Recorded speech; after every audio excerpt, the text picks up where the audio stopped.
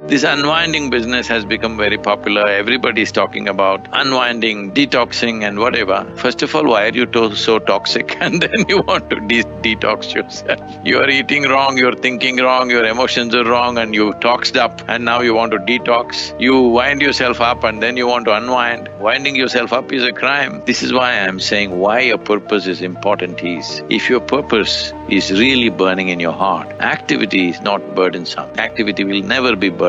You will know the joy of action because it's not burdensome. It's always, you're looking for an opportunity. You're looking for an opportunity to be on. And when I use the word on, you're off means you know what it means. No, we don't want that to happen right away. Life is about being on. A time will come to go off, after that you can't switch on again. Let me remind you, all of you, many of you thinking, how much should I do, how much should I not do? See, these questions will come up only if you don't have a purpose to fulfill. A purpose which is larger than yourself, if you don't have it in your heart, then always the calculations of what should I do, what should I not do. There is no such thing as on and off, you're on. When you're exhausted, you'll anyway fall down and you'll get up. Don't plan all these unwinding plans. When you're exhausted, you fall dead and you come awake again. That's how life should be. Need motivation? Watch Top 10 with Believe Nation. Hey, it's Carmichael, and I make these videos because in my first business, I struggled to stay afloat. I quit my business partner, and the thing that kept me going was studying the stories of famous entrepreneurs and seeing how they struggled and seeing what they had to overcome and listening to their wisdom, motivation, gave me the courage, the strength, the belief to go one more day and see my business through. And in all honesty, I still need the inspiration, wisdom, motivation today for my business too. So today, let's learn from one of the best, Sadhguru, and my take on his top 10 rules of success. Enjoy. Rule number 2 is activate emotional intelligence. The sadhana is essentially towards using your emotional intelligence. When we say emotional intelligence, today it's being identified in the world. For a long time, we thought intelligence means just IQ. See, this is not a… IQ means I stand in the queue.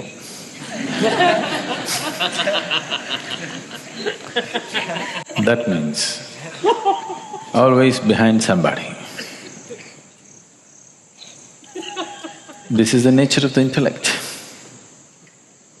Intellect is always trying to imitate and be one-up. Wanting to be better than somebody is also an imitation of somebody, isn't it?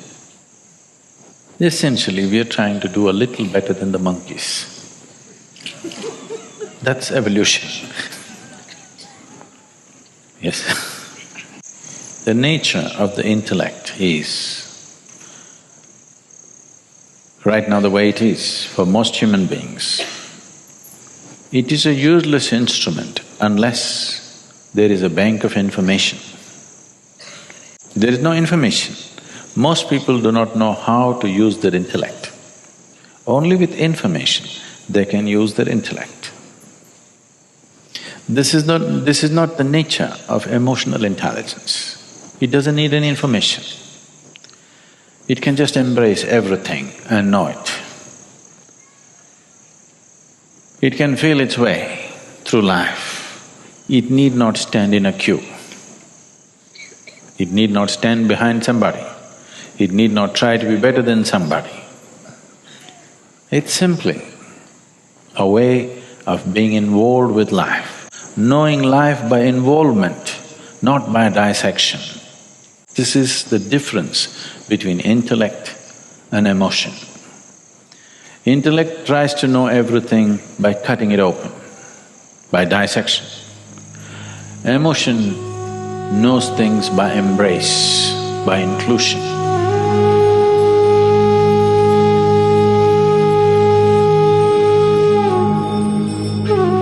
So the sadhana is essentially to heighten your emotional intelligence, because it's so much of an easier way of doing things. If you want to dissect the ultimate, if you want to dissect the divine, that's not a good thing and you won't get anywhere with it. The best way is to embrace.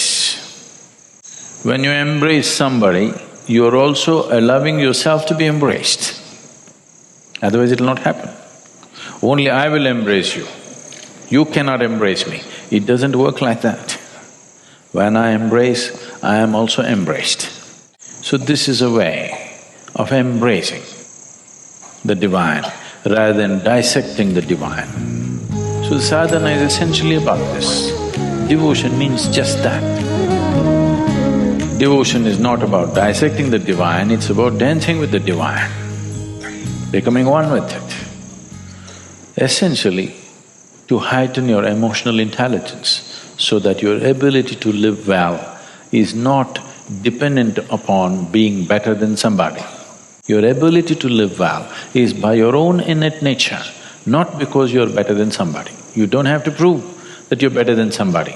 You don't even have to try to be better than somebody. This is emotional intelligence. There is no hierarchy in this. Once intellect enters this, if you say love, who loves most?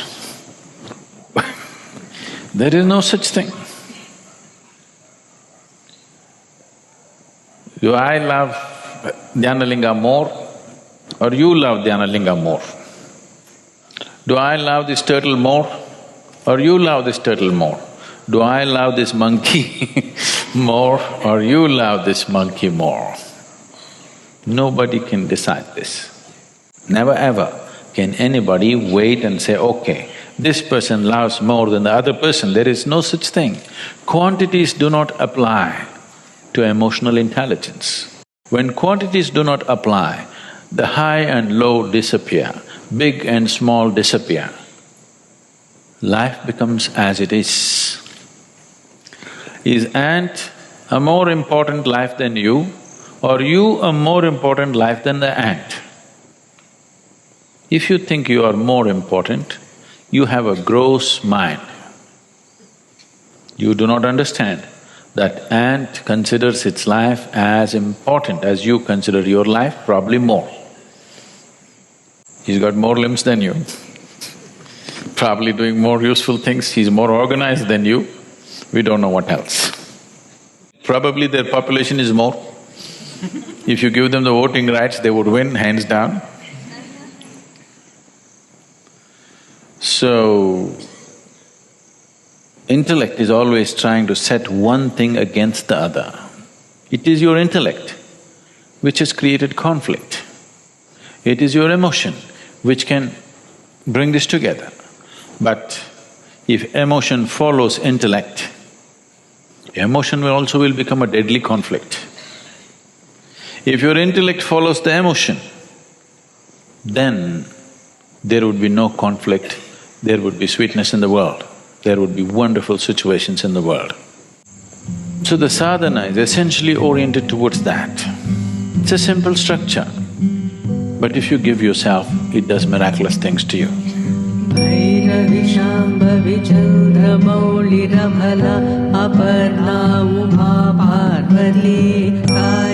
A lot of people cannot understand that something so simple can do something like this to a human being, because they dissect it and see. If I dissect you and see, let us say you are a great singer. Wow, you sing so well, let me see what is in your vocal cords. And I will dissect your vocal cords and look in, I will not find any music, because that is not the way life works. So dissection will take you to a place where everything will become meaningless. If you apply your intellect to every aspect of your life, you will turn everything into meaningless rubbish. This is what is happening in the life of an intellectual, that everything looks meaningless and rubbish. But if you apply your emotion, everything becomes valuable and beautiful. Every little thing becomes… a blade of grass becomes poetry. Simply a wave of the branch becomes a song. But if you apply your intellect, everything can be reduced to rubbish, everything becomes no good. If you apply your emotion, everything becomes great. Rule number 3 is stop focusing on expression. There are two kinds of people. Some people are interested in talking, some people are interested in listening. You must decide which is wiser. Some people are interested in expression, some people are interested in perception. It is perception which enhances your life, not expression. Everybody is busy expressing their madness in the world.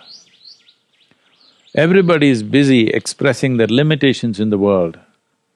Everybody is busy expressing their prejudices and opinions in the world. What is the use of this expression, I'm saying? Birds are tweeting, it's a little more pleasant than all these human beings tweeting. Now,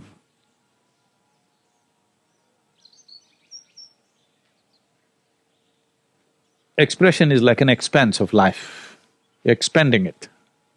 Perception is enhancement of life. This life for you should be about enhancing it, not about expanding it. I want you to look at it. At this moment in your life, just sit back and simply look at it. All the things that have found expression from you. Take away the social context, just look at it as life. You're born one day and you'll be dead one day. In between this, all the things that you've said and done and expressed, what meaning does it have?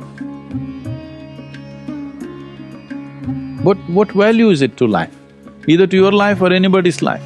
Okay, this moment I can say something and impress somebody here, maybe I can teach something to a child and, help him to learn something, live better, whatever. But in terms of existential life, as a piece of life, what does it mean, all the things that I've expressed? It means nothing, but all that you have perceived will make this life go far. If you want to find expression to what little you have perceived already, I would say wait. This restlessness is, across the world now. It used to be an American phenomena, but now it's everywhere. Everybody is restless. Before they are 20, they want their life to be done. Everything that you can do in your life should be done because there is a restlessness of wanting to be… fear that you may not find expression. There is no need to be afraid of finding expression because if you become profound with your perception, your expression happens not verbally, not by action, it becomes akashic expression. They are the only ones who live. Today, in my experience, if I simply sit here, for me, whether it is Adiyogi or Krishna or Buddha or anybody, any of the yogis who lived beyond their physical nature, they're all present for me here, they're alive here, they're not past. When I speak about them, I talk about them, they're like here because they're here. If you do action with your physical self, it leaves a certain wake in the existence and it obliterates itself. If you do something powerfully with your mind, it leaves a larger wake, but it'll obliterate itself after some time. If you reverberate your physical energy in a certain way, it will leave a larger, much larger wake which has a much longer lifespan and it dies. But if you do something beyond that, if you do something with your fundamental consciousness, then the wake that you leave is forever. When the planet goes away, the solar system has its lifespan, when it implodes into itself or explodes, whichever way it goes, even when the planet goes away, what certain people have left will not go. You heard of Markandeya? Markandeya lived through the destruction of the solar system and again came back. Because what you do with your consciousness does not die when the physical dies. When I say the physical dying, not about an individual dying, Even when the solar system dies, when the universe dies, when the whole galaxy dies, what you did on the level of your consciousness will not die, it lives awake forever and always available to any being of any nature who has the necessary perception for that being, it'll always be available. So, do not focus your life on expression, it'll go waste. Perception. Let this life be a lifetime of perception. Rule number 4 is experience everything. Can you give us 2 tips that you think that we could live to our peak as an example to others? See, when we use the word peak, naturally you want to go mountain climbing, that means you want to do something others cannot do. Not necessary, because the peak is not in what you're doing outside, the peak is in the way you experience it, isn't it? Somebody can do something very small with very profound experience. Somebody can be doing big things without any sensitivity to what's happening around them. So essentially, what you're looking for, just look at this as yourself as a life. Right now you become so many social entities, you may be lost in that, but actually you're alive. Most people realize they're alive only when they're threatened with death. Till then, they're something else. They become so many other things. No matter what work you're doing here, you're just a piece of life, isn't it? It is a fortune that certain things happen through us, which will impact many other lives, wonderful. But still, this is a life, only if this life functions in its best possible way, everything else will happen. Best possible way means what?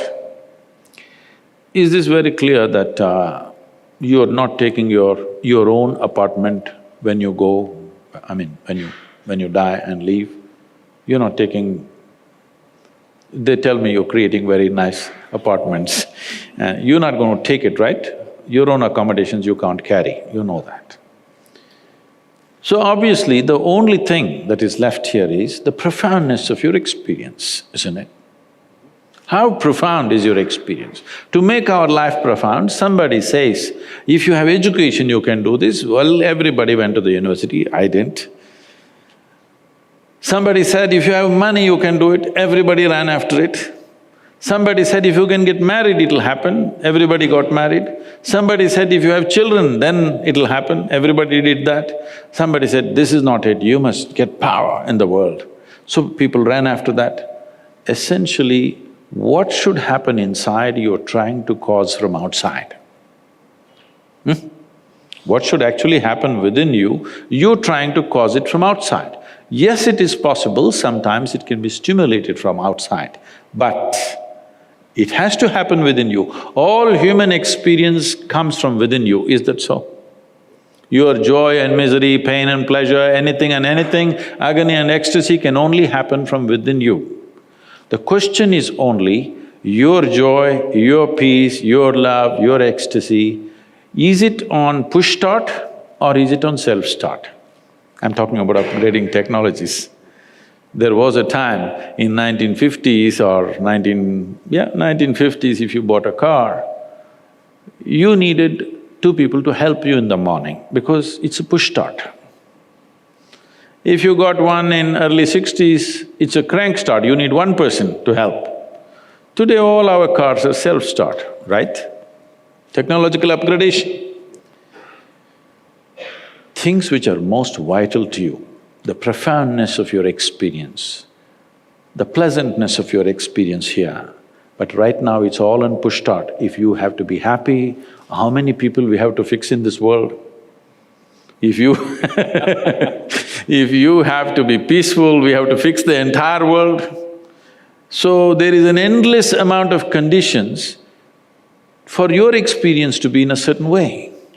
And in pursuit of human well-being, we've turned the world upside down, we've ripped the planet apart, but still we are not the most joyful generation.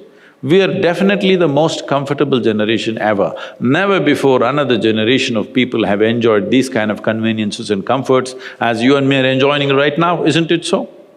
Never before. But can we say with all these comforts we are the most joyful generation? No, not true. I'm not saying we are more miserable, but definitely we are not the most joyful. Are we peaceful? No. Are we loving? No. So our experience of life is still like how the caveman's experience was. Same anxiety, that guy was worried, where's my food? You're worried, where is my next apartment? Endlessly, you think it's different, it's not different. It's rudimentary, isn't it? Hello? The idea of organizing our survival process the way we have organized is, we need not be concerned about it, isn't it so? Hello? You open the tap, water comes. Don't think it's small, it's a small thing. Just 100 years ago, water means you had to go to the river with a pot on your head. So today, all this convenience that we did, why? Because we don't have to concern ourselves with daily survival. Everything is organized. Now we believed if all these things are organized, we will sit here blissed out. Well, that's not happened. It's not happened simply because we have not taken charge of this. So peak of human life does not mean you climbed Mount Everest. I have gone up Everest, you know that? No, you didn't know. To the top? Yeah, very top. Somebody went up there and took a photograph with my picture in his hand. So I believe I've been there. It's much safer. It's much safer than More that. sensible too. Because this guy who went there, took a picture with my picture in his hands, came down and said, Sadhguru, of 12 people that we started out, only 2 of us made it to the top. And I took the picture and I came down. We were there just about 40 seconds, right on the top, because winds were picking up speed. We had to come down. Only 40 seconds I looked around and I couldn't see a thing. And I came down. Now I'm wondering, why did I do it? Because you wanted to know the peak of suffering.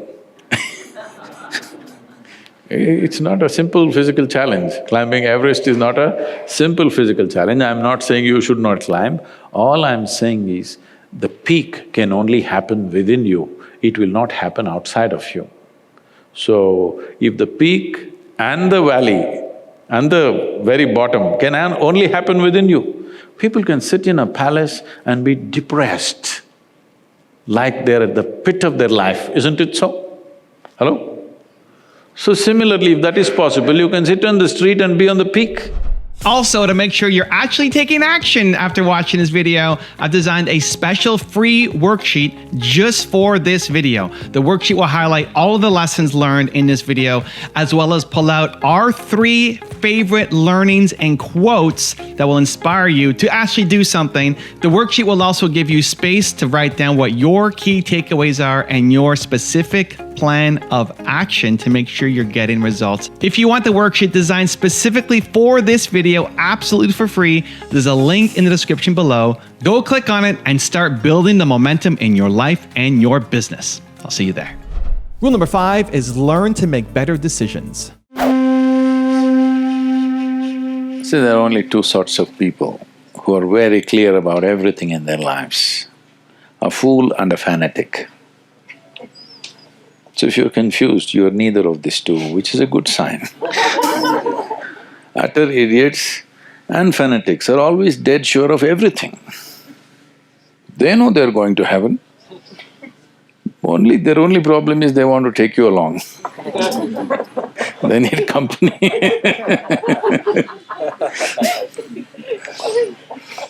This is a thing going everywhere, particularly in the Western world, but it's very much come to urban India in a big way today. That is, you want to be decisive, this is it. See, I'm reconsidering my life all the time,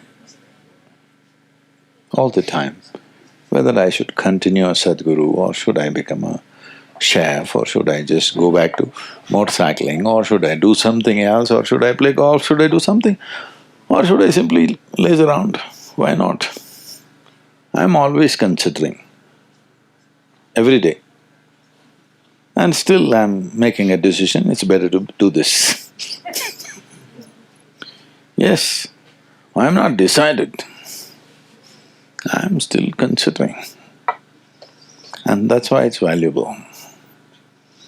Not because I decided long time ago I have no choice, I keep on doing the same thing because I'm stuck in this. The nature of the mind is, it is intelligent and alive only if every moment it's looking. If it is concluded and decided, it is a dumb mind, it's as good as a block of wood. Every moment it's considering. Only then it is an active mind. It's only that you make this choice, you must be joyfully confused, that's all I'm saying. People get confused and miserable because they have an idea that they must be… They think all successful people are all clear and they're determined, they've made their decisions. No, only fanatics are like that. And fools are like that. Somebody who is successful, he's keeping his eyes open for anything and everything, right? So, this idea that your mind must be made up is a silly idea. It's important that every moment it's a choice, everything that you're doing, life becomes beautiful because there is enormous joy because you want to do this right now. Because I decided 10 years ago I'm doing it, how will you have any joy in what you're doing right now? So, this every day in the morning you get up and you don't know what to do, it's a perfect way to get up. Yes. This does not mean that you will do different things every day. Even if you do the same thing, it's by choice. Then it keeps you alive to everything that you're doing because you're doing it by choice. The choice that you're making is now. You might have made the same choice 10,000 times in the last 10 years, it doesn't matter. But now you're once again making an active choice. This is very important. Only then you will stay alive to life. Otherwise, I made my choice, it will become a burden. I made my choice long time ago, so I have to do it now, is a very burdensome process to live with. So, confusion is way better than silly conclusions that people are making about life. Only thing is you have to learn to enjoy the confusion. Yes, I'm working hard to make you confused. Yes, because all kinds of idiotic conclusions about life, all kinds of stupid conclusions. See, for a long time people had this conclusion that they will go to heaven, all right? I'm just taking one troublesome thing right now because with Afghanistan as a situation, it's troubling everybody in the world. Heaven-bound people, what they do on this planet is, because they're going to heaven, what is on this planet is not of value. Anyway, they're going to heaven. So now they brought it to everybody's face, it's always so. It's just that people don't see it most of the time. But now, with a geopolitical situation, they are rubbing it on your face.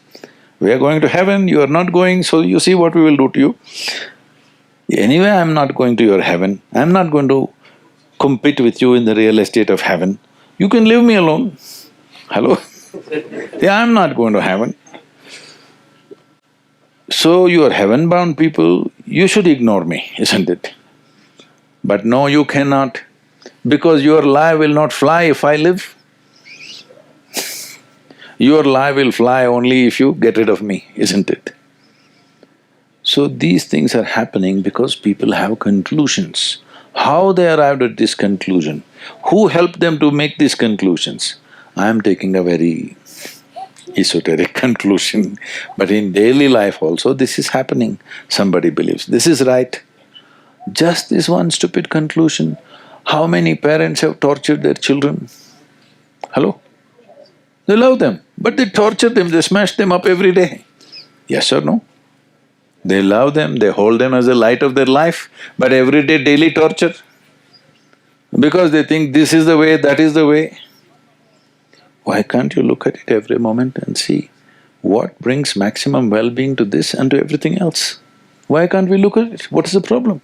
So, if you don't know how to make these choices, if they're confusing you, the problem is there is no love or commitment towards anything, okay? If there is an immense sense of love towards something, all these things will fall into place. See, you don't need morality, you don't need values, you don't need ethics. If you're conscious, you don't need any of those things. Suppose that is not possible, the next best thing is you have a deep sense of love.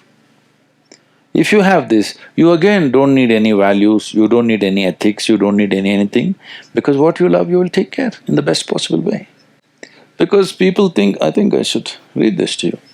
Because people think love is sappy talk and I love you, you love me nonsense going on everywhere. No, it's a very deep sense of integrity and commitment, isn't it? When you genuinely love something or somebody, there is an enormous sense of integrity towards that. You will never do anything harmful to what you love, if you genuinely love. If love is a mutual benefit scheme, then it's a different matter. You need to build something. If you don't have anything, then this mind's possibility of considering and reconsidering everything every moment becomes a painful process. Otherwise, this becomes a fantastic process.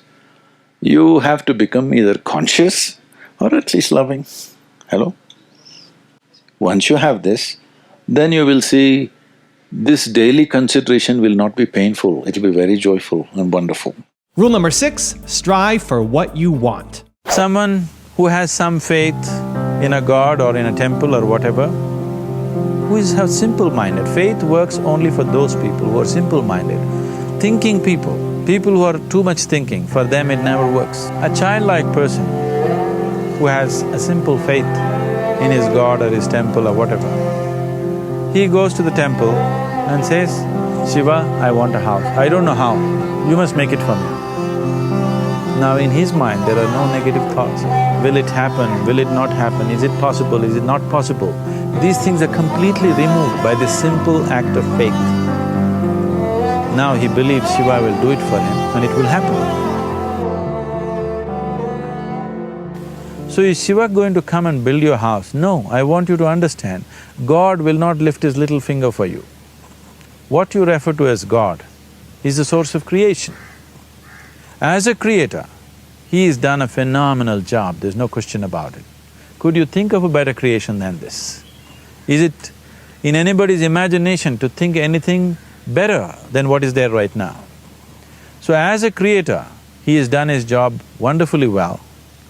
But if you want life to happen the way you want it, because right now, the very crux of your happiness and your well-being is this: if at all if you're unhappy, the only and only reason why you're unhappy is life is not happening the way you think it should happen.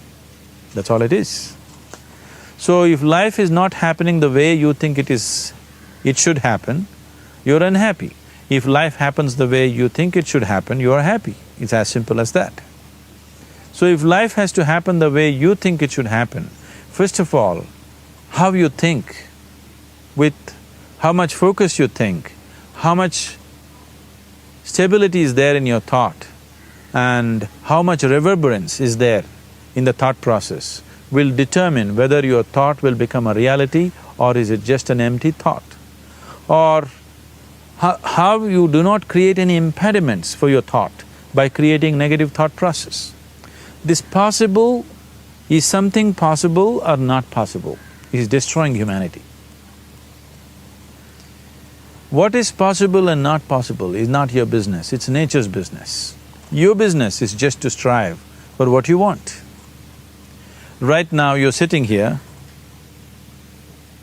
if I ask you two simple questions, I want you to just look at this and answer this. Right now from where you're sitting, can you just fly off? You say no.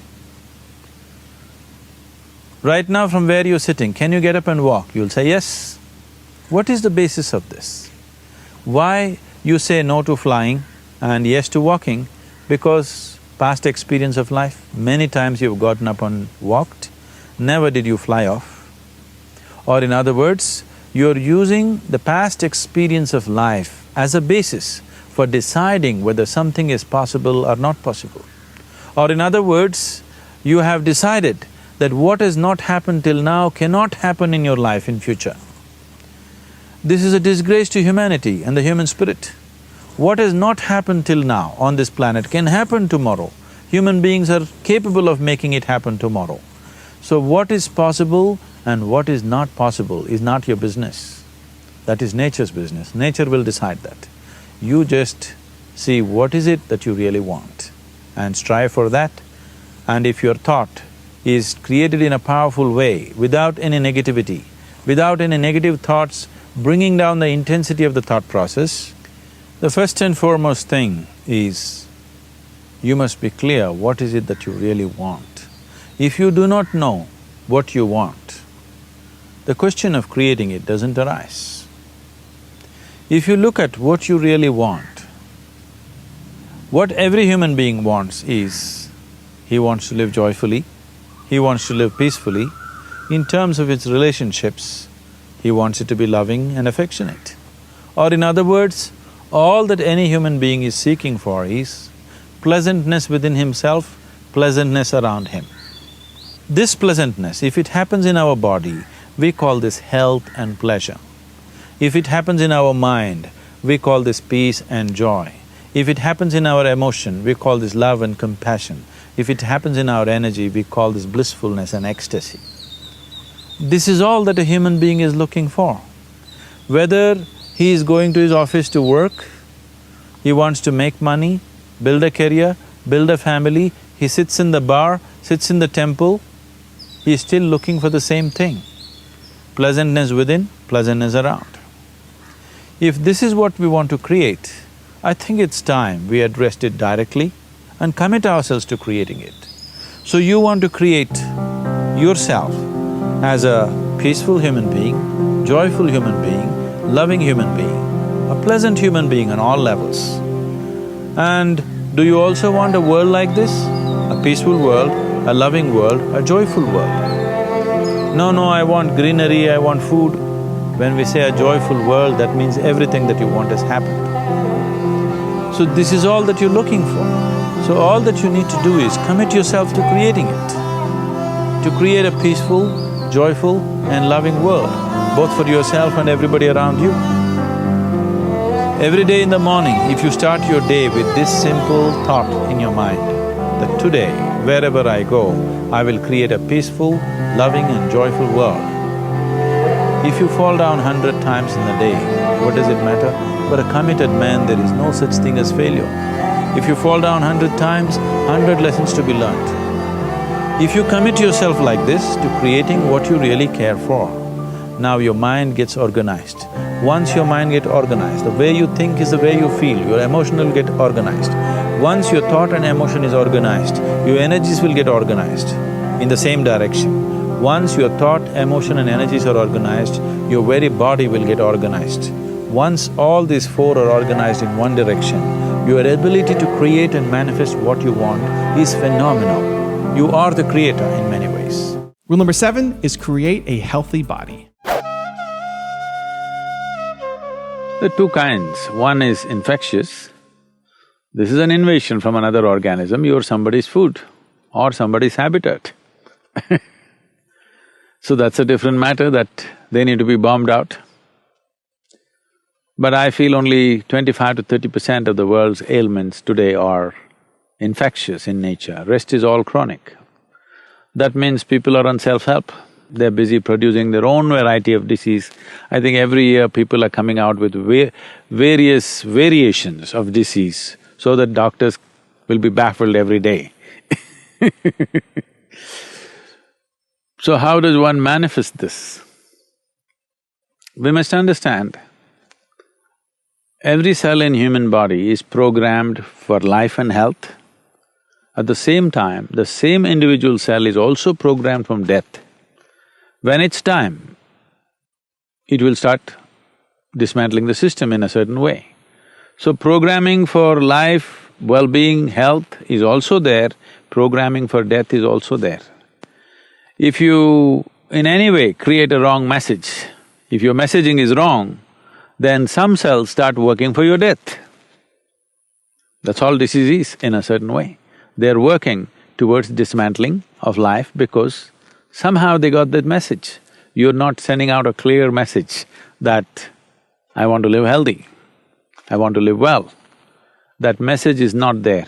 Today if you're angry with somebody,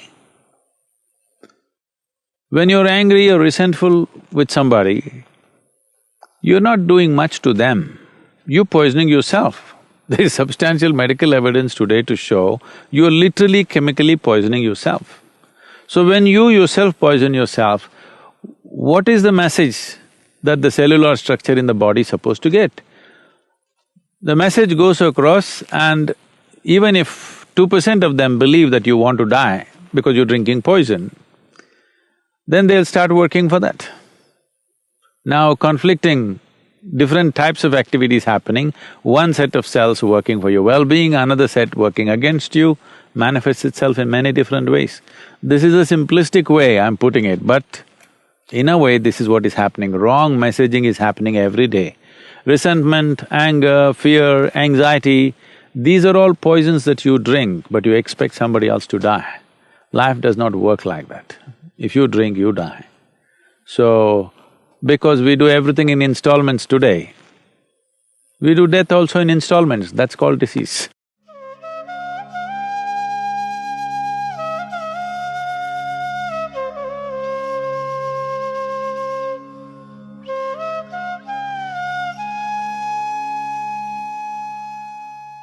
See, the most important thing is to get the individual committed towards their health and well-being. They must be committed.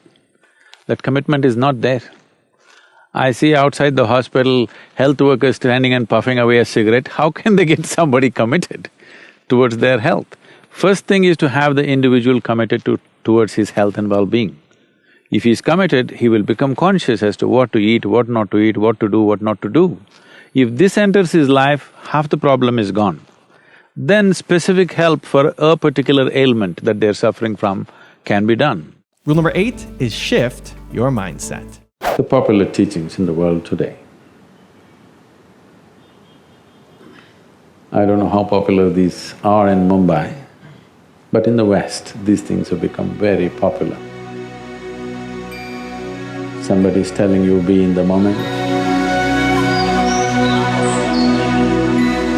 Somebody's telling you, just let go, everything will be okay.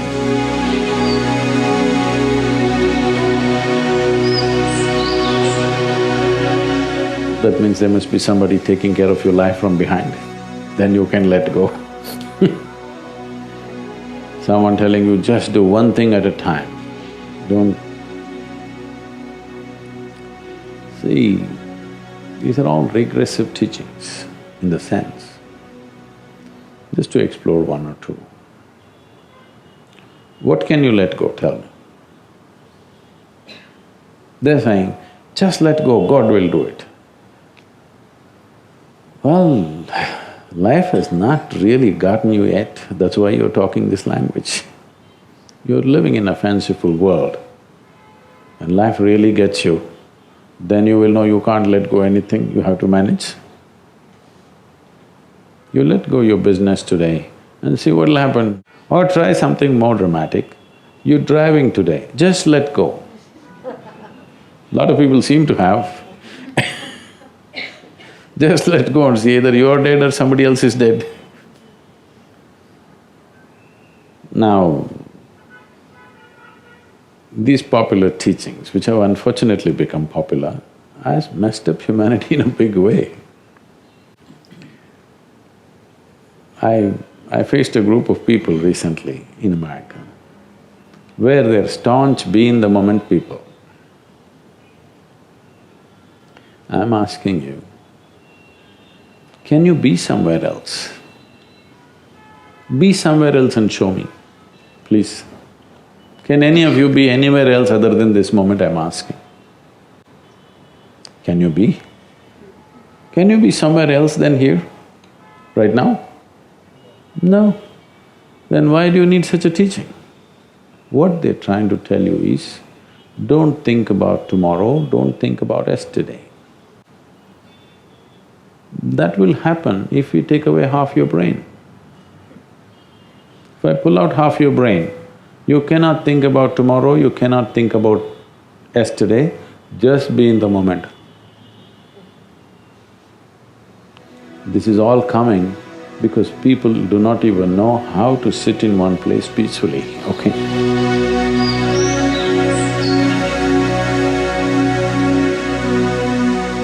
So people are coming up with solutions like this. Shankaran Pillai opened a pharmacy in United States.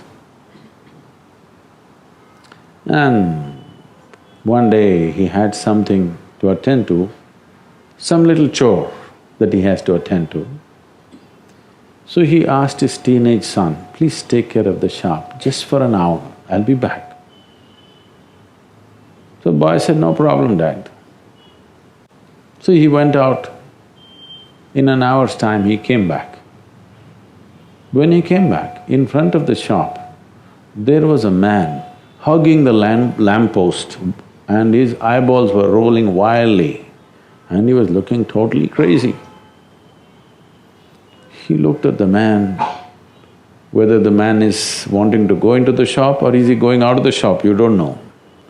So he looked at him and then he went inside and he asked his son, who is that guy hugging the lamppost like that? Is he our customer? The boy said, yes, Dad, he's our customer. What did you give him? Oh, he had whooping cough, so I gave him a box of laxatives and made him take it right here, all of them. I said, what? For whooping cough, you gave him laxatives? Why? Come on, Dad, look at him. Does he dare to cough now?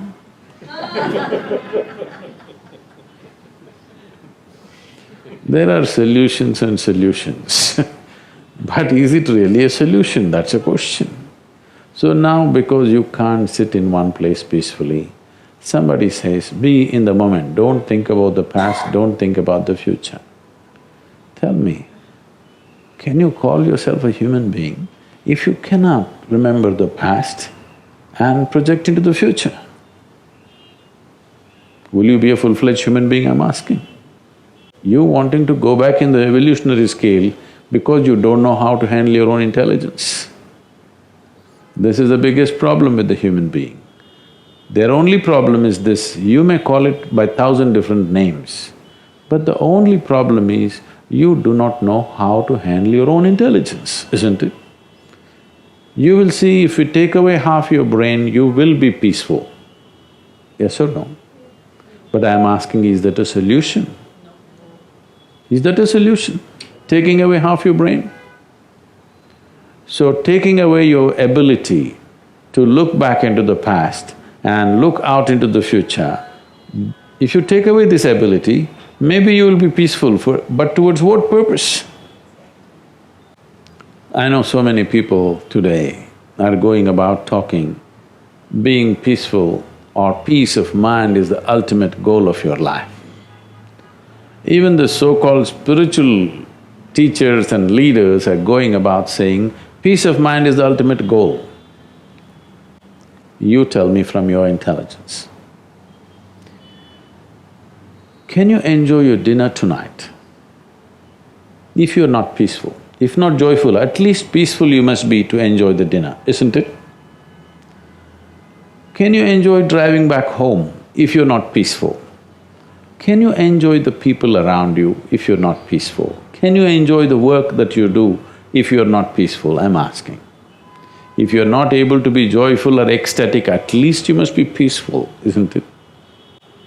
So I'm asking you, is it a fundamental requirement of life or is it the ultimate goal of life?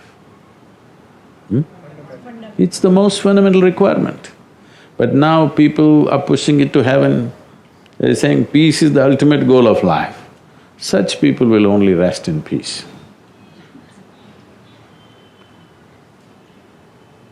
Anything that you're deprived of tends to become heavenly product.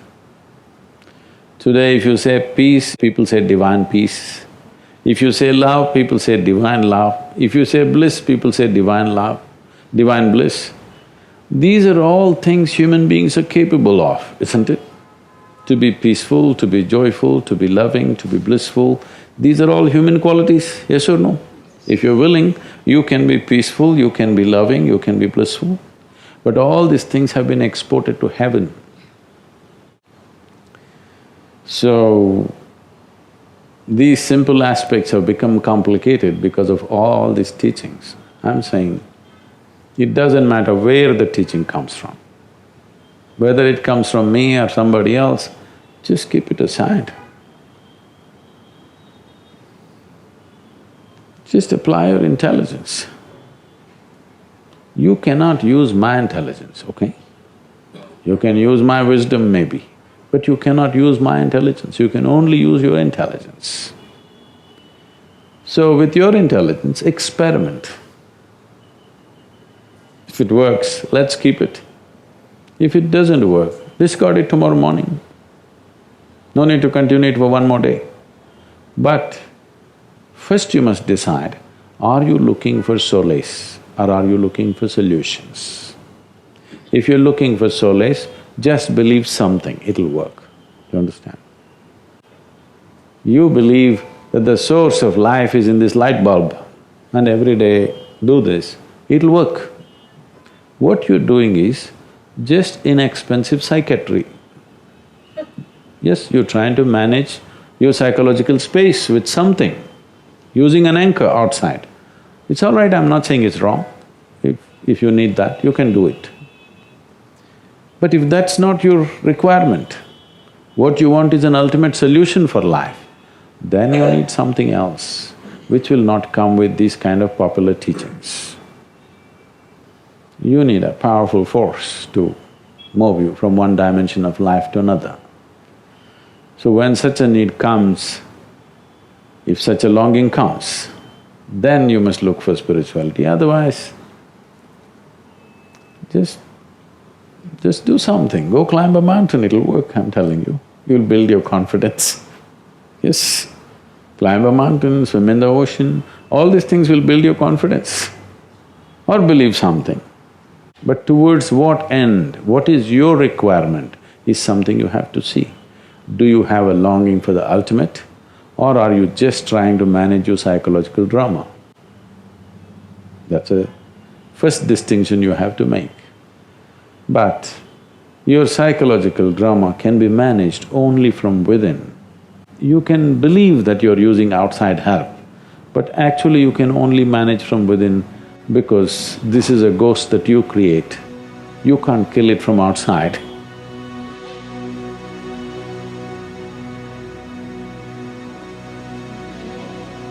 So let go of all the teachings, you'll be fine. Rule number 9 is learn to be alone. To be alone is wonderful, but to feel lonely is terrible, because loneliness means somewhere you have made your individual nature so exclusive that there is no way to feel connected with life around you. Of course, in a new place you may have a few challenges, I appreciate that. But the important thing is, for any given human being, we must understand we come alone and we go alone. When we are here, we are seeking for other people to travel with us as co-travelers. And that need not be only in one form or one type of relationship or the other. It can be in any number of ways. So above all, if you do not concretize your individuality, I'm this kind of a person, I'm from this nationality, I'm this race, I'm this religion, or I'm this gender and whatever else, if you just keep yourself little open to life, that you are alive, you will see there's no room for loneliness. There's too much population, how can you be lonely?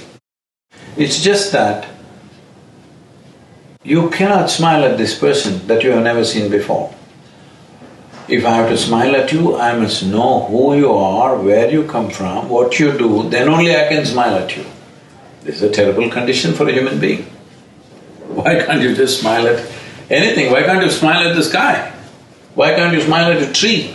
Why can't you smile at a cloud? Why can't you smile at the sun which is trying to burn you down? And rule number 10, the last one before some very special bonus clips, is conduct your life willingly. For everything there's a price. That's what you're saying.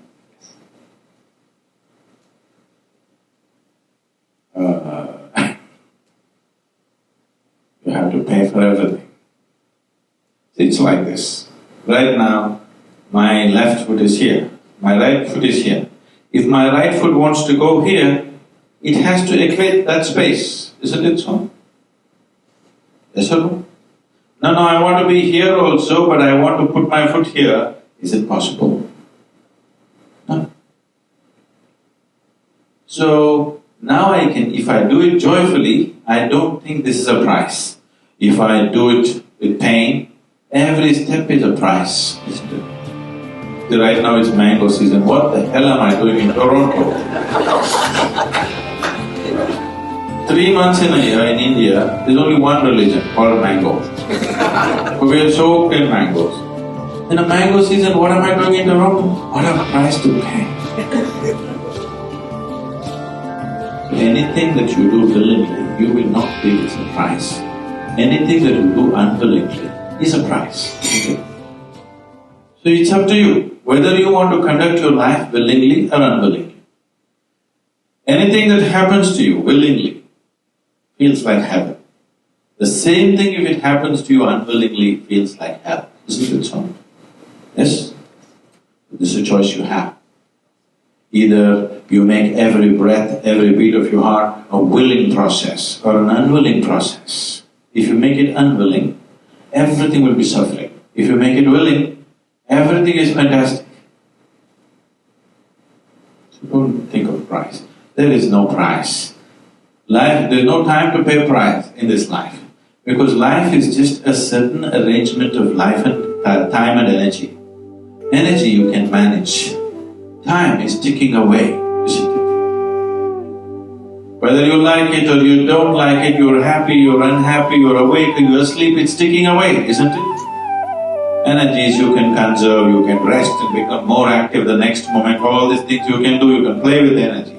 Time is just ticking away. No time to look back and pay price. Look ahead and do what you can do. You're paying too much attention to everything around you, not enough attention to this one. But the quality of your life is essentially determined by how you carry this one. Yes or no? This moment, what kind of clothes you're wearing, what kind of car you parked outside, what kind of home you live in does not determine the quality of your life. This moment, how joyful are you feeling within yourself determines the quality of your life, isn't it so? Nothing has been done about it. You think it'll happen in consequence and you're setting impossible goals for your happiness. If I have to be happy, my wife should be like this, my husband should be like that, my children should be like this, the world should become some other way. Well, these are impossible conditions you're setting for your happiness and peacefulness. Now that you have compromised yourself to peace, why I'm saying compromise yourself to peace is because a lot of people have given up aspirations for being ecstatic or blissful. If I'm just peaceful, it's enough. Even the so-called spiritual leaders are going about and saying peace is the highest goal in your life. Peace is not the highest goal in your life. If you want to enjoy your lunch today, you must be peaceful. Yes or no? If you're not even peaceful, there is nothing in your life that you can do in a worthwhile way. To be peaceful essentially means this, that you're not messing your mind. To be peaceful means that your system is at ease. You know how to conduct your mind, you know how to conduct your emotions, your body and your energies. You are peaceful. It is not a rocket technology. It is the most basic thing. You have a dog at home, you give him his food, he sits peacefully. Maybe not ecstatic, but peacefully. Many times they're ecstatic also. Yes? If your dog is able to sit peacefully, oh, he doesn't have to run my industry. That's not the point, he's got his own stuff going.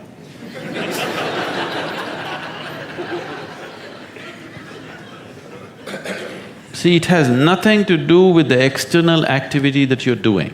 It's got something to do with the internal systems as to how they're functioning. Essentially, it means neither your body, nor your mind, nor your chemistry, nor your emotions, nor your energy are taking instructions from you. They're doing their own thing.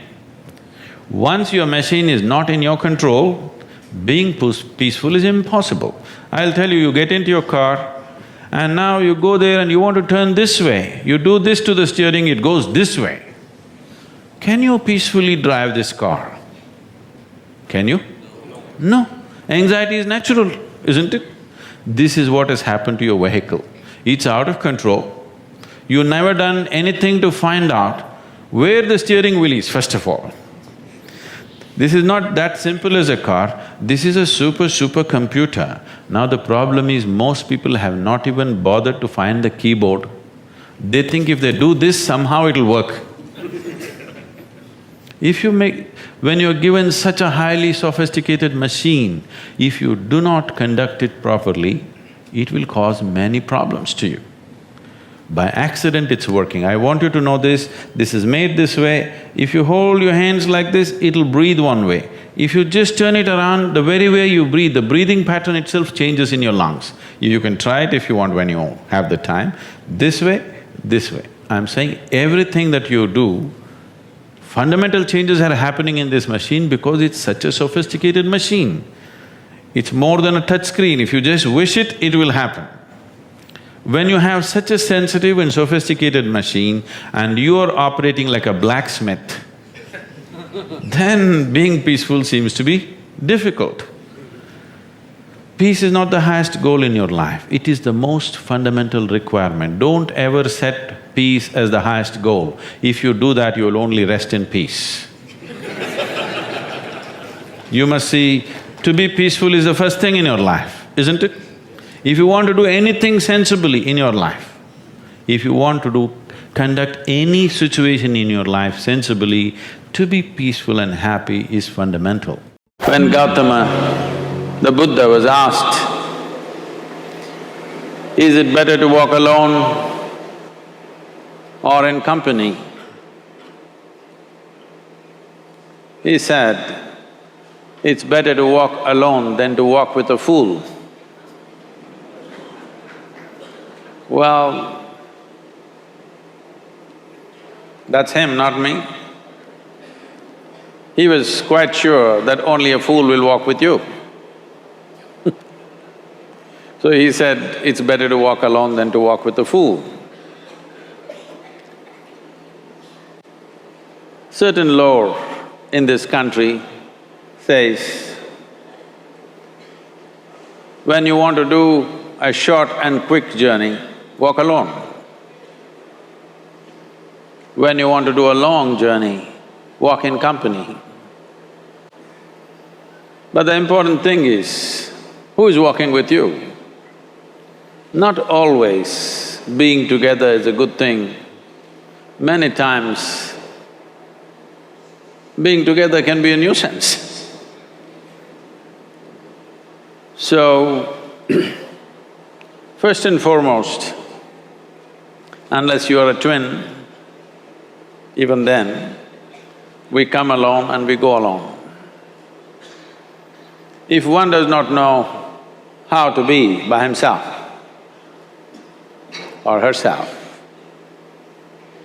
then being together can be a lot of nuisance. We are referred to as human beings. Human beings means every other creature is what it is simply because of what it does.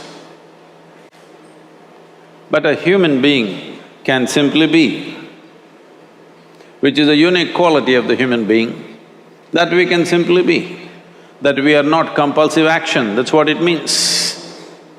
Our action is conscious and judicious.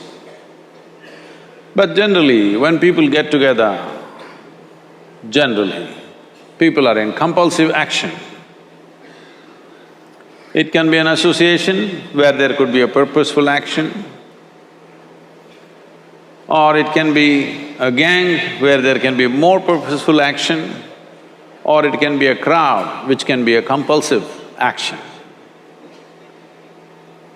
So essentially, to be human means we have reached that point of evolution within ourselves that if we wish, we can simply sit here, just be. We can consider as to what action to take and what not to take. This is definitely individual. When individuals come together, we say, it's we in plural, but still it is individuals who have to come together. To be an individual means you are not further divisible. That means you're just one. People find different ways to divide themselves within themselves. In India, with 10,000 years of cultural history, we have invented various words to divide ourselves. It's very common for people to talk in terms of Atma, Paramatma, Ahankara, this one and that one. But every culture has this in their own way. When things are going right, when good things are being done, if you ask people, they say, yes, I did it. When things don't go right, when things go wrong, then they will try to find somebody. If they don't find anybody, he is always there.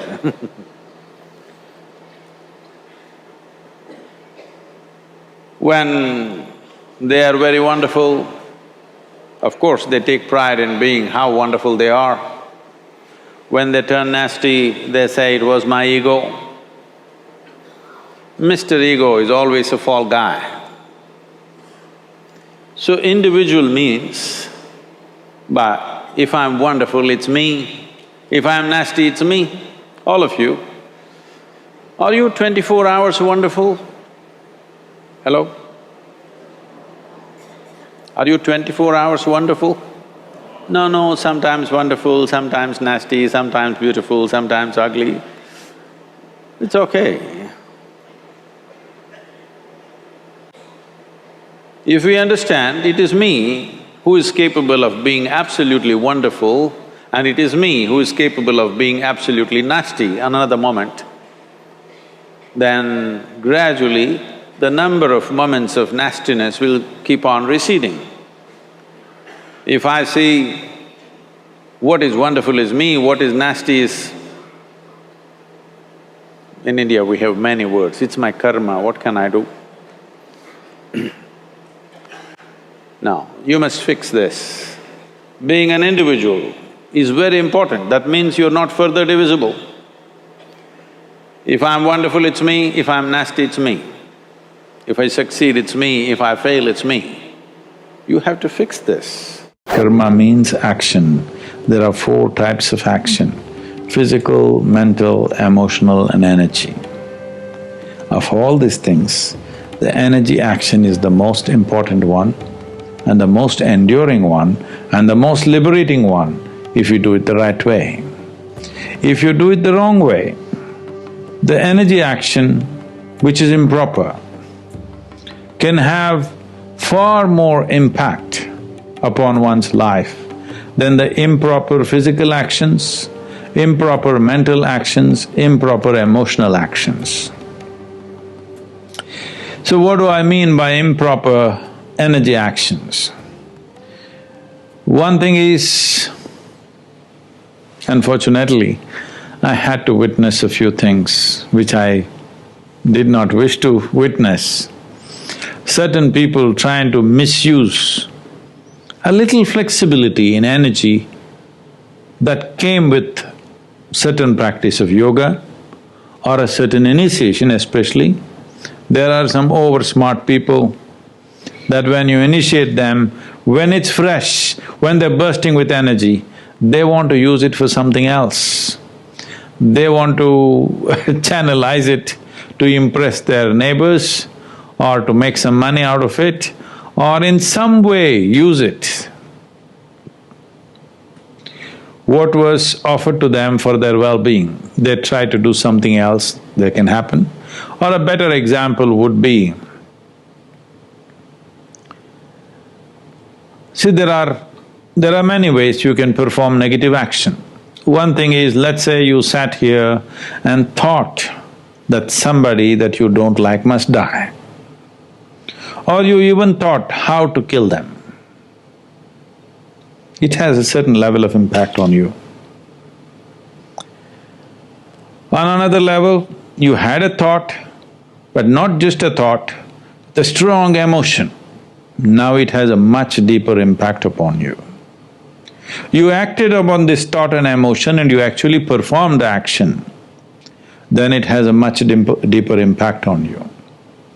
Now, you understand that if you perform these actions, there may be consequences, so you found another way.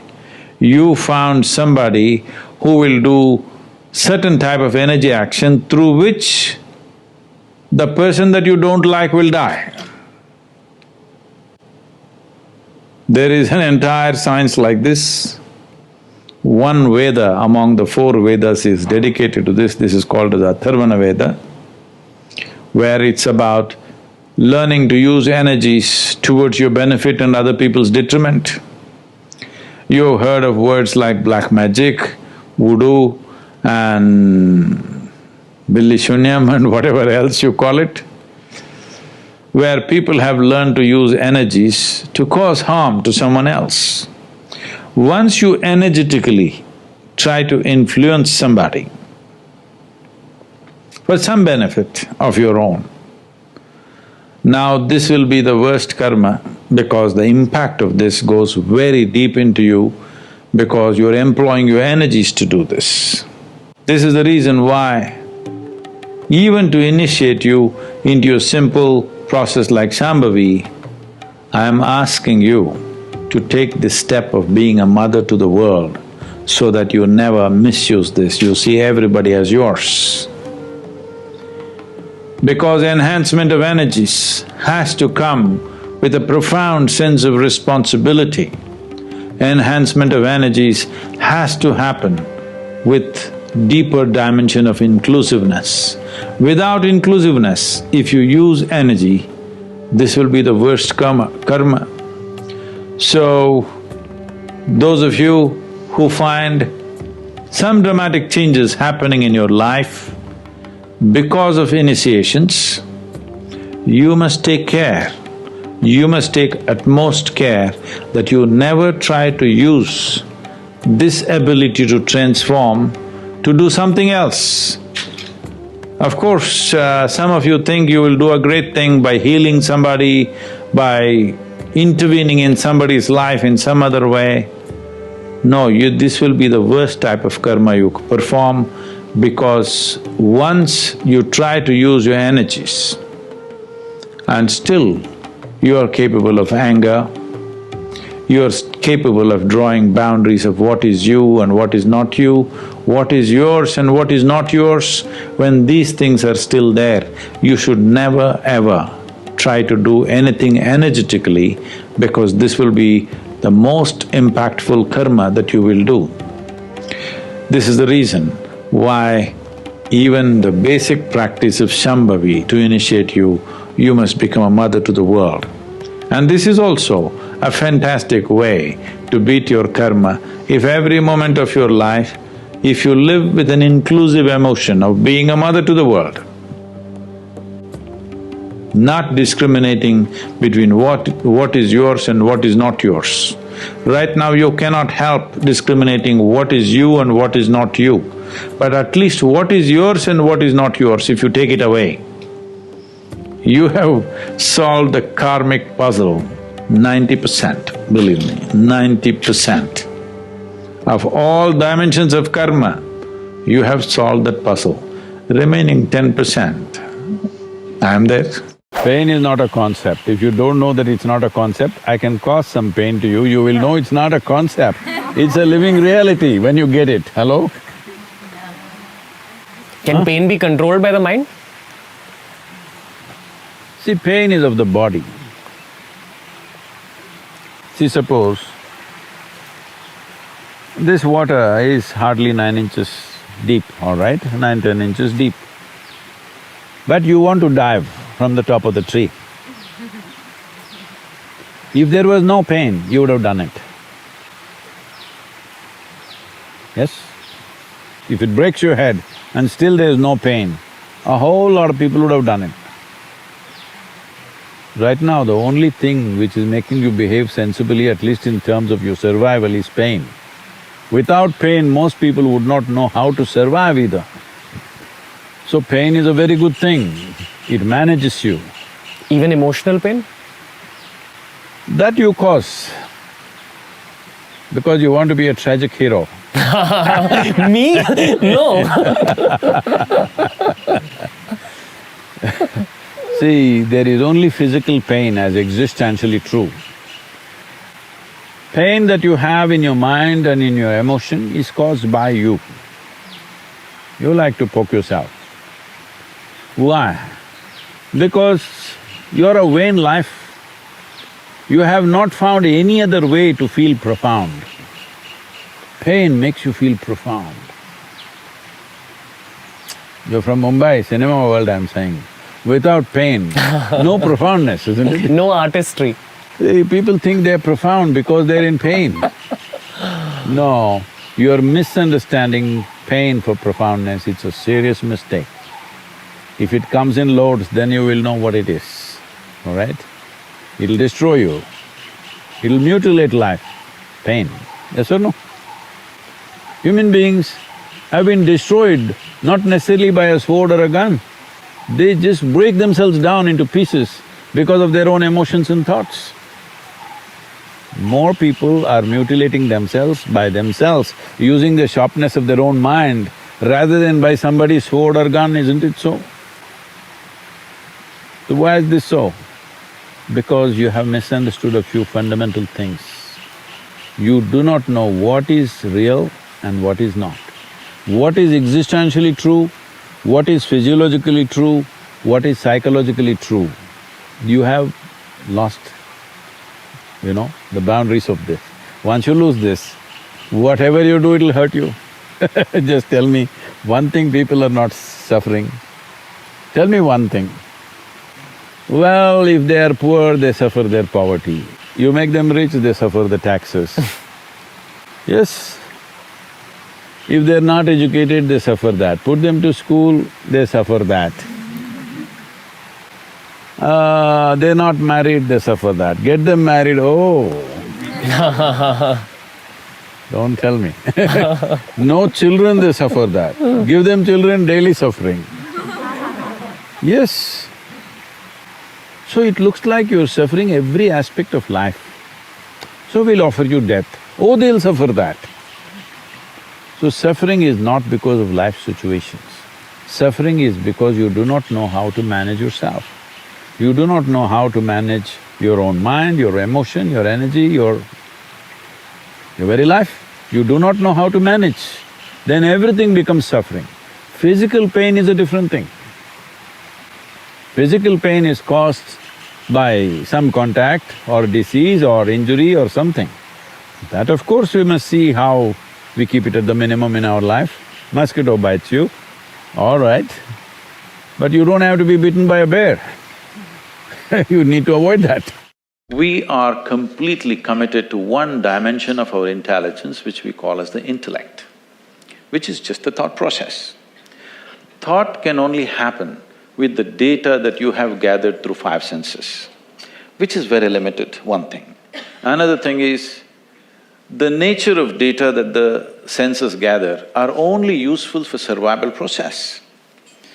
The very nature of how you see things, how you hear, smell and taste and touch life is only relevant for survival process.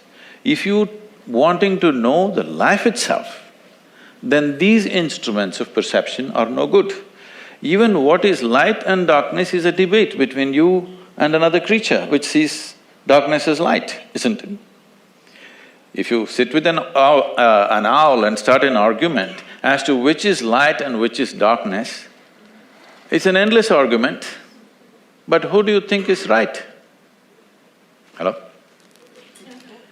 If you're saying both, you're either in the diplomatic corps or you have a successful marriage. Some have both. You have learned to say both, but which is the truth? What I see is the truth or what the owl sees is the truth? That's not the point, it is just that nature has opened up our sense perception as it is necessary for our survival. Accordingly, it has opened up sense perceptions for different creatures as it is necessary for their survival. But if survival is all you're seeking, this is good enough, the five senses. But once you have come as a human being, somehow survival is not good enough. If your stomach is empty, there's only one issue about food.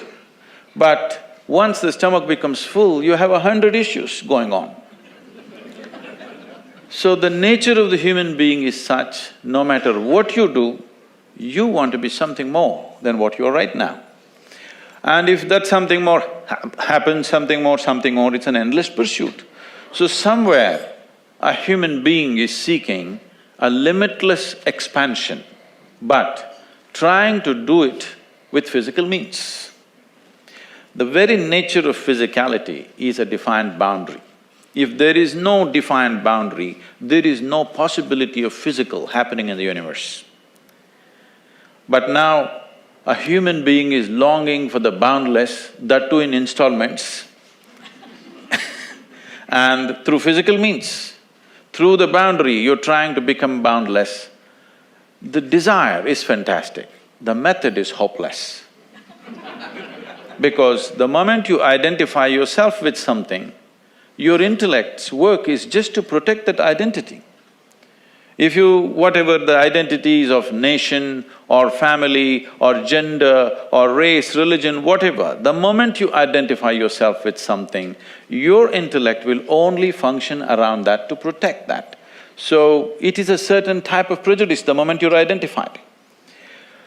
So, the only thing I did with my life is, I never identified myself with anything, and life just exploded within me in ways that thought seems so puny that I do not indulge in thought most of the time. If you're stupid, you can do whatever you want. You need to understand, trust does not mean somebody has to behave the way you expect them to behave. Trust means whatever they do, it's all right with you. If you come to such a state, otherwise don't use such a big word as trust. Trust means they must do what you expect them to do. This is a certain imprisonment, your trust. Trust should empower people. Trust should not limit people, isn't it? So your idea of trust is to hold them in the way you want them to be. So you… trust, betrayal, this, that works. Don't get into all this nonsense. Just use your sense. See, this is the biggest mistake they have made. They always told you to be good. Once you're good, you have all these expectations from everybody else. See, first of all, they told you God is good, God is compassion, God is love, God is so many things. Leave what other people have told you. Let's say you know nothing of this nonsense from anybody. You paid attention to creation. You looked at a flower carefully. One thing you can see is, whatever created this is of tremendous intelligence, isn't it? Yes or no? Not necessarily something as pleasant as a flower, you pay an attention to an ant that's crawling around. The way it's made, incredible intelligence or no? Yes or no? But nobody told you God is intelligence. If they had told you God is intelligence, we would have had a more sensible world. So, don't get into all this trust business. Handle your life and relationships sensibly, because these things will create expectations which no human being can fulfill. And simply, struggles will happen, endless struggles will happen. Trust means, I trust somebody means, whatever they're doing, I trust them. No, I trust them means they must do only what I expect them to do. This is not trust, this is a soft imprisonment, you know. it's still not come to India maybe, but everywhere else, they got collars for the dog, electronic collars. No more chains. The dog will be right there, it'll never leave the boundary because if it crosses that boundary, there'll be a shock. Okay? In America, it's become very common. It runs around only in your garden, it won't run anywhere. No fence, no chain. But the dog cannot run out because if it steps out, why are you making faces? It's called Lakshman Rekha in India.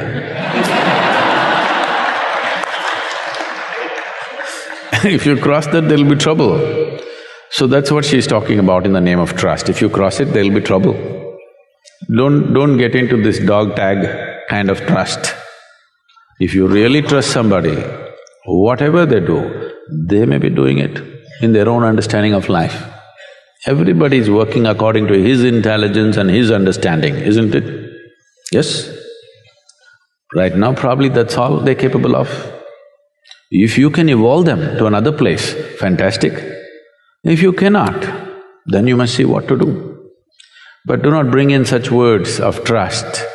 Trust should not become a way of capturing people. Trust should be a way of liberating people, isn't it? Human attention has shifted to many things that we could do that we are not able to do right now. But one large area which has been left unexplored is the human being itself. Whatever kind of technologies we develop, whatever kind of machines we build, essentially we can only think of doing something which is an extension of our existing faculties. See, if you were made like a tree that is rooted to one place, would you have thought of a bicycle? Hello? Never. Only because you already have mobility, you thought about enhanced mobility. That evolved into many things. Only because we can speak. We came up with a microphone and a telephone. If we had no such thing as speech, would we have thought of a microphone and a telephone? Because we can see, we have microscopes and telescopes. Every machine and every gadget we create is only enhancement of existing human faculty. We can see this far, but we want to see that far. We can speak this far, now we want to speak that far. We can hear this far, now we want to hear from somewhere else. Everything. There is no other way for a human brain or human intelligence to function. We will only think of how to enhance this. The purpose of enhancement is essentially a longing to enhance the quality, the content and the profoundness of our life. Respect is not something that you ever demand in your life. Please don't ever do such a vulgarity that you demand respect. You can only earn it. You cannot demand it. The moment you demand it, it becomes vulgar. Yes or no? So you stand one step higher than somebody and you demand respect.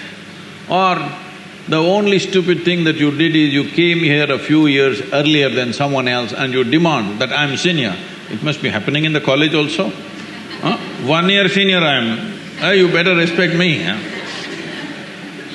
Just 1 year ahead I joined the college and now I'm senior, okay? So, this is an unfortunate reality that's well established in the world, that in the name of religion, in the name of authority, in the name of parenthood, in many different ways, we have been trying to establish authority is the truth. No, authority is not the truth. Truth is the only authority. This is why, youth and truth. Truth is the only authority, nothing else is the authority. So if I ask a question, somebody freaks. See, if you ask a question, somebody freaks because they don't know the answer. Suppose you go, sit in an examination and look at the question paper, you don't know a damn thing, don't you freak? Just like that they're freaking, why don't you understand? Hello? So they gave you a question paper, you have no clue, do you freak or no? So they are also freaking. So you must understand and be a little compassionate. When you ask a question, somebody freaks means obviously they don't have an answer. So you must be compassionate, considerate because they're your seniors. They came ahead of you, but they are no better than you, so they're freaking a bit. Please make way for them a little bit, what to do? They've grown a little bigger than you. But at the same time, there is no need for anybody to succumb to that. It's all right, there is no need to confront people. A question, first of all. See, a question is a tool. A question is a tool to dig little deeper, isn't it? Hello? But somebody is asking a question to prove a point, that's not good. So don't ask a question to your parents or to somebody else just to prove your point. No, ask a question because it's a genuine question. So people were asking me, Sadhguru, what kind of questions can we ask, what can we not ask? I said, even the dumbest question you have, if it means something to you, it means something to me. If it doesn't mean anything to you, don't ask such stupid things because it doesn't mean a damn thing to me either. But if it means something to you, maybe it's a stupid question, somebody thinks it's a stupid question, but it means something to your life, it means a lot to me. So, please make sure your questions are genuine, whether you ask a parent or a political leader or a spiritual leader, it doesn't matter who the hell you ask a question. When you ask a question, you must understand the purpose of asking a question is to expand yourself from what you know to enter a territory where you do not know something. That's the idea of asking a question. But you ask a question to prove them stupid, then maybe they're getting mad. You are entering their territory now. But you have to make sure in your life, because your life is not just about your life. How you conduct your life will determine the nature of this world, isn't it so?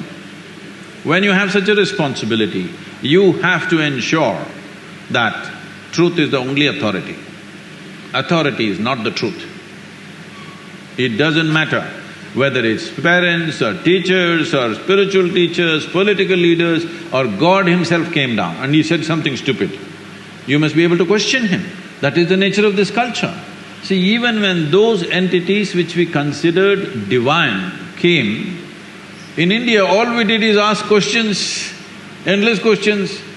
When Shiva came, his wife Parvati freaks him with 1,000,000 questions. When Krishna came, Arjuna asked 1,000 questions, questions and questions and questions. I must tell you this. We were trekking in Tibet, a group of people, almost from 42 different countries. So an Indian man who settled in United States wanted to ask a question. I said, you can ask questions. Immediately he raised his hand and he stood up. He asked a question which lasted over 8 minutes and it was going on. I said, see, this is too long a question. Then I told the others, because they were all looking like this, because they're from different nations, they can't understand this question. I said, see, this is a very Indian question. Question inside a question, inside a question, inside a question, inside a question. Indians are experts in this because they have 15,000 years of culture, they've crafted questions like this. It doesn't matter Shiva comes, Krishna comes, they want to bowl a googly to him. That's the whole intent. So I said, this is an Indian question, and I tried to explain to them what is an Indian mind and why it asks such questions. So much of culture. Then one Chinese lady, she said, Sadhguru, I was working at the United Nations, Even there, only Indians ask questions. We never ask questions, only the Indians were asking questions all the time. I said, that is India. Just learn to be like God. Never intervene in anything. Every day in the morning, every kind of idiot will tell you what you should do today. You just listen. Just like God.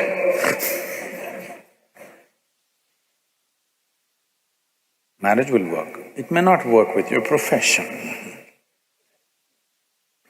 See, you're misunderstanding this. You're trying to make this into some kind of a value system. You're trying to make it your philosophy. I will do only what works. Well, you took an oath, I will do only what works. Now you don't know what works. Because what works will not come with an oath or a commandment. What works comes with constant observation and evolution of who you are, isn't it? Hello? The same things, how you made them work, how clumsily you made something work 10 years ago, the same thing you may be doing it with ease today, isn't it so? Or you may be doing it clumsily today, you were doing it well at one time. Whichever way, whichever kind of evolution has happened. So, what works is not some kind of a formula.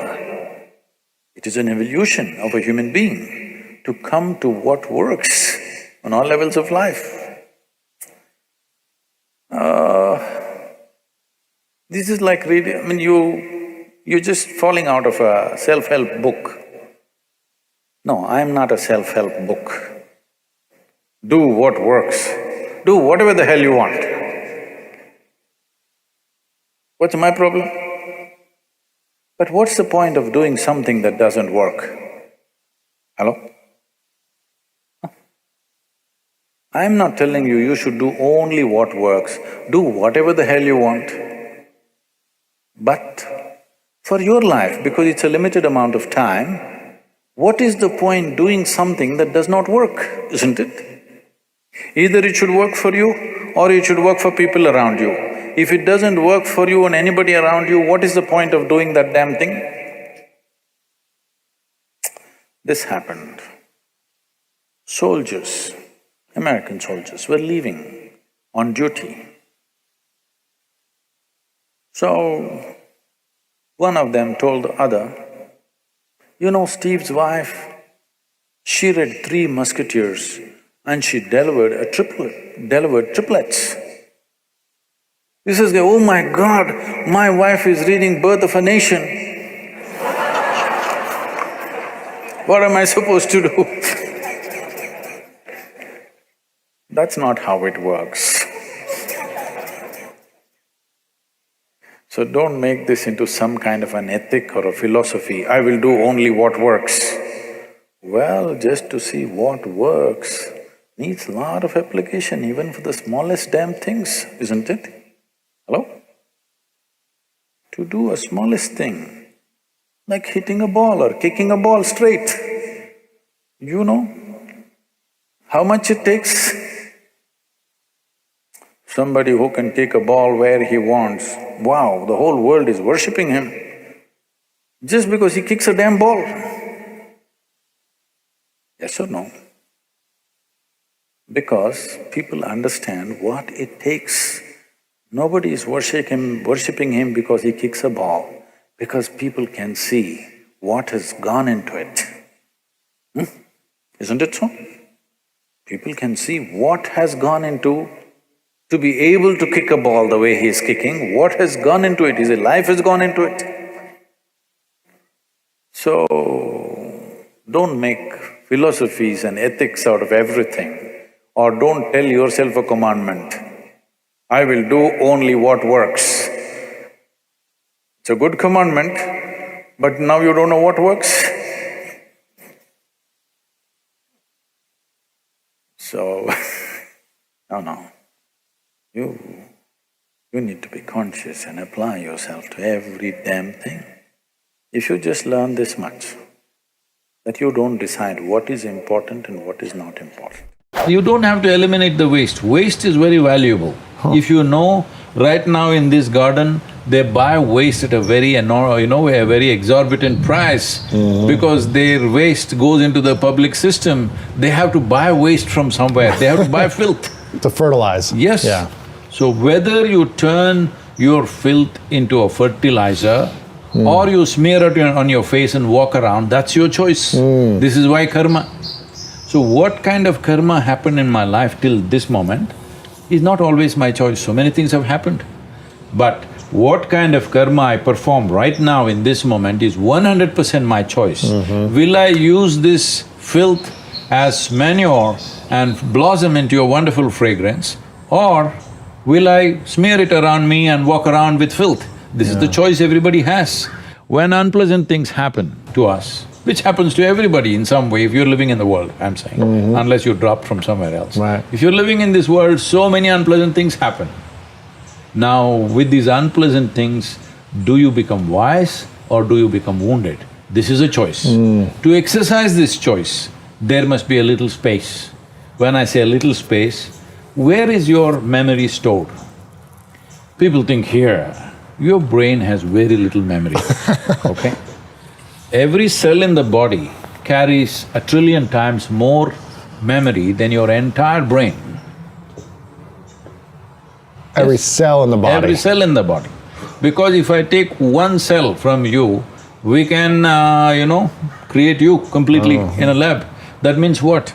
Well, your parents, your father and mother gave you only one cell each, they were not very generous, all right? Only one cell each. See, a whole man came out of it. Yeah. So in that one cell, all this memory, head to toe, everything was there, isn't it? Yeah. No mistake. Texture of the hair, texture of the skin, the nails, the works, every detail, to the minutest detail, was it packed in that one cell or no? Yeah. Yes? So every cell in your body carries 1 trillion times more memory than your entire brain carries. Wow. So if you do not use that, if you just use one part of your body, then everything seems to be stressful, everything seems to be a struggle. Today everybody complaining about everything, everything is stressful. You are a toddler, you have stress of diapers. You are a teenager, you have hormonal stress. Your middle age, you have crisis. Your old age, geriatric stress. Right. All right, which is not stress, your entire life is stress. Tell them, okay, you die. Oh, that is enormous stress. So this is not because there is something wrong with anybody's life. It's simply because it's like you have a car, it's supposed to go on 4 wheels. Try to drive on one, okay, one may look like too much. Try to drive on 2, well, within 10 miles your tires will burst. Because too much stress on one point, other things are not being used. This is all that's happening to human beings. You should not be a motivated person. Generally, when we say somebody is motivated, it means they have an agenda of their own. Life has no agenda. It's for you to be a full-fledged life. A grasshopper is trying to be a full-fledged grasshopper, earthworm is trying to be a full-fledged earthworm, a bird is trying to be a full-fledged bird, a tree is trying to be a full-fledged tree. A human being should strive to become a full-fledged human being. This is all our business is. But each one of us start creating our own agendas and doing all kinds of things. No, you're just a piece of life, don't take yourself too seriously. Because before you and me, countless number of people have come and gone. Yes or no? Where are they? All those people. You think they were all idiots? They were all idiots and they died, is it? No, they were also like you, maybe they were also officers, maybe they were kings more than you, all kinds of things, all topsoil now. This will also become topsoil. Just a little bit of time. Life is a bit of a sparkle. How old is your son, sir? 25. So 27 years ago, where was he, sir? So if somebody is not here, we say they're dead, isn't it? 27 years ago, he was dead. We will give him 100 years, sir. 80 years later, he will be again dead. Yes or no? Yes. So, 27 years ago, how long was he dead, sir? Huh? Long time.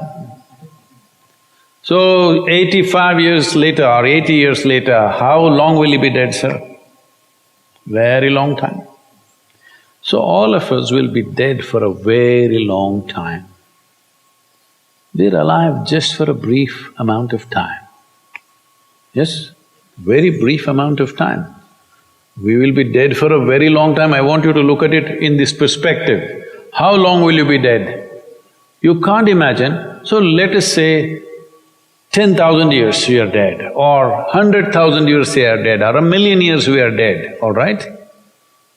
How long are you alive compared to that? Very, very brief.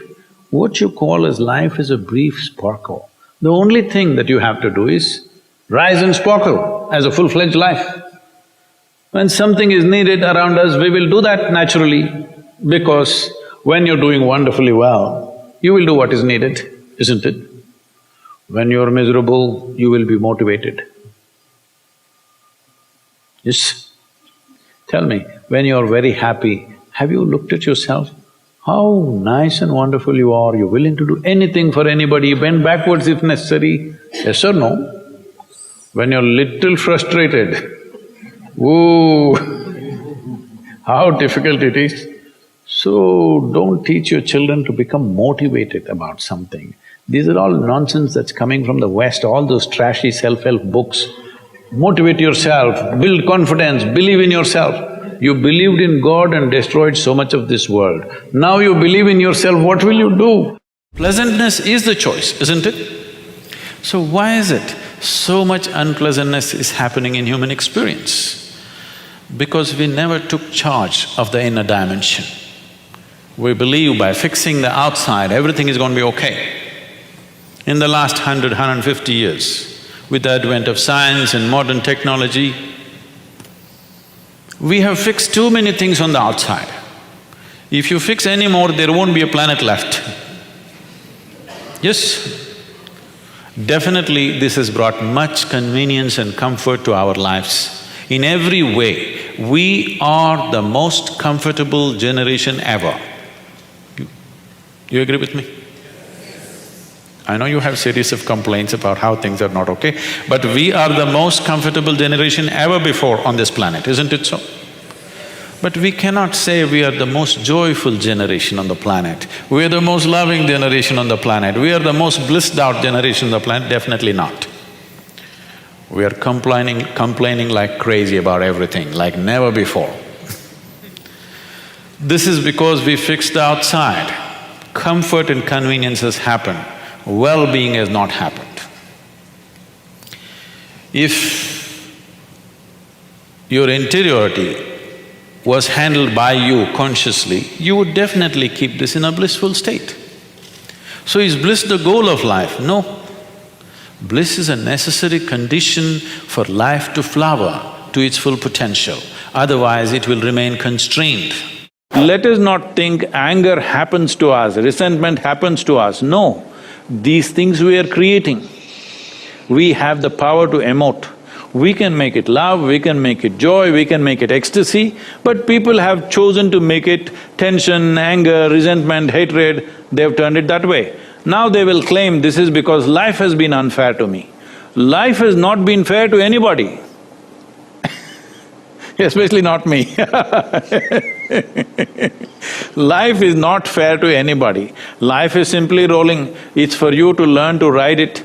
Sometimes we are in uncomfortable situations, sometimes we are in comfortable situations, sometimes we are in situations where we know exactly what to do, sometimes we are in situations where we don't know what to do, sometimes somebody else is controlling the situation, sometimes you're controlling the situation. This is how life is. If you are constantly stepping into unfamiliar situations in your life, that means you are growing at a rapid pace. If you're constantly in comfortable situations, that means you're a stagnant life. So if you look for comfort, if you look for a comfort zone, because the moment your thoughts and emotions are going to torment you with external stimulation that happens, what will you choose? You will choose a comfort zone. This means you will limit your life. So the moment somebody can cause you pain or suffering, this means unknowingly you will make the very scope of your life very limited. Only when a person loses this fear of suffering, that no matter what happens, this is how I will be. If this assurance comes to you, then you walk full stride, because whatever happens in the life around you, it will not really make you suffer. Once you're free from suffering, only when you're free from suffering, when you're free from the fear of suffering, that is when you will explore your life in full depth and dimension. Unfortunately, in many ways, not just in the way that I said now, in many different ways, I would say 70% of illnesses on the planet, all kinds, are self-created.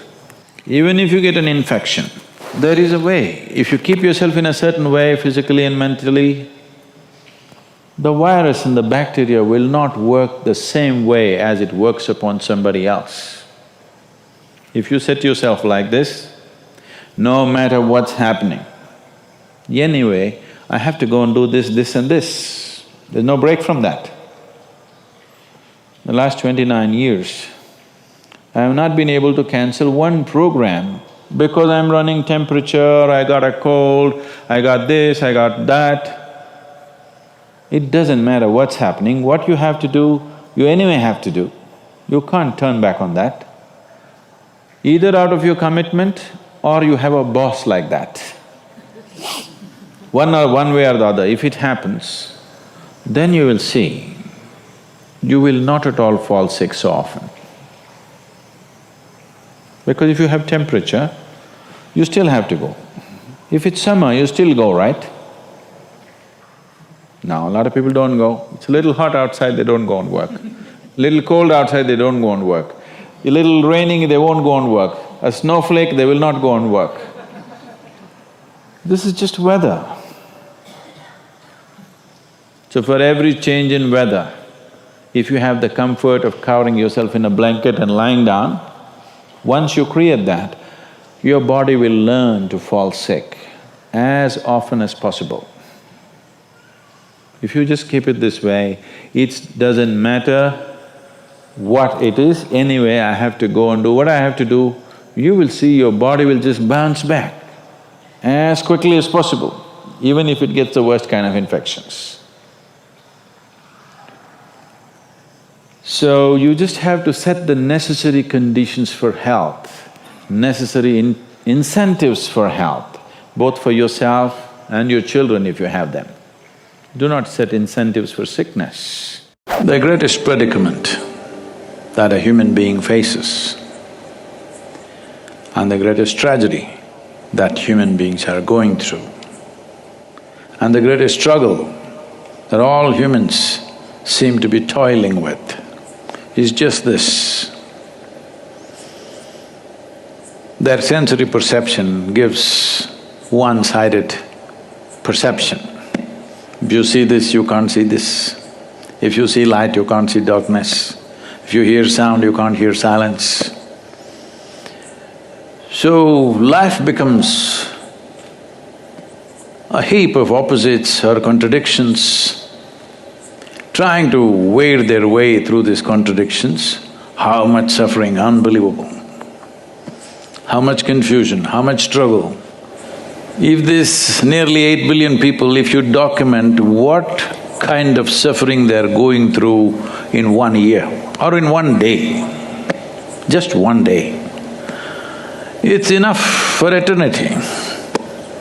All this is simply because they have misunderstood instruments of survival or as instruments of knowing. You must know which is light and which is darkness if you want to walk through this. You must know which is man, which is woman if you have to operate in the world. So these differences are very one-sided. Well, in many ways I've said this, now it's become a bit too common for everybody to know this because I've been speaking about this for some time. Well, you're sitting here as a man or a woman, but you came here because a man and woman came together, your mother and father exist within you. You being a woman or a man is just a surface thing, but you've taken it so seriously. And you go through a whole lot of circus. Just being a man or a woman, how much circus in the world? Forget about light and darkness, that's more complicated. Gender is the simplest damn thing. But how much struggle, how much social confusion, how many religions and scriptures have been written about this misunderstanding endlessly. This is just that because between light and darkness, you think they are two different worlds, because it looks like that. The day looks like one kind of world, this planet looks different during the day. During the night, it's a completely different world, but it is not, it's the same world. I think you get that point during twilight to some extent. This is why it's always important to wake up before the sun comes up, because you don't have to do anything. If you're just alert and looking, slowly the perception will go into you. This is why always in yoga, Brahma Muhurtam you should be up because twilight starts then. In twilight, if you're awake, you perceive that the differences that you have made out in your mind because of misperceptions of senses that you have settles within you. When that happens? When? If you are very clear that what you're doing is significant for every life around you, other people's opinion means nothing. But I'm saying for 30 years plus, they've been saying the same things.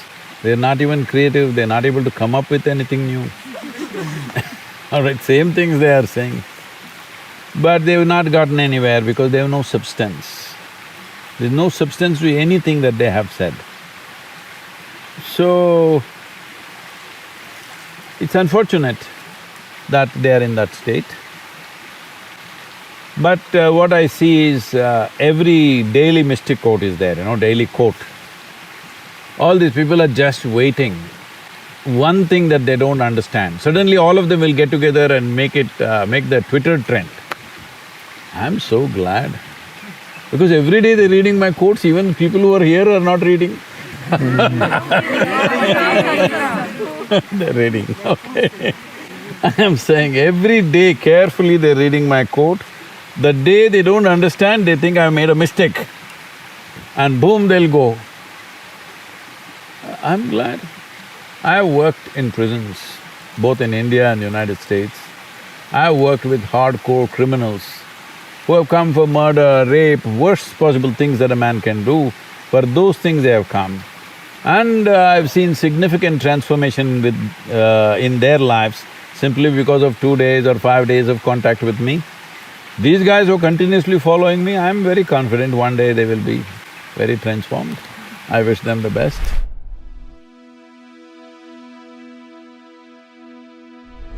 Because you made it this far in a video, I want to celebrate you. Most people start and don't finish. Most people never actually follow through. Most people say they want something, but they don't ever do the work to actually get it. But you are different. You are special. Believe Nation, you made it here all the way to the end, and I love you. So as a special celebration, if you put a hashtag believe down in the comments below on this video, I will showcase you and celebrate you somewhere on the screen in a future video because you are awesome. For 10 more amazing rules from Jay Shetty, check the video right there next to me. I think you'll love it. Continue to believe, and I'll see you there. Imagine you said the first thing that you write has to be in Hollywood. The first song that you write has to be at the top of the Billboard charts. That's the problem, that we have these over-amplified views. Now that goal is not bad, but feeling like that's gonna be your first break,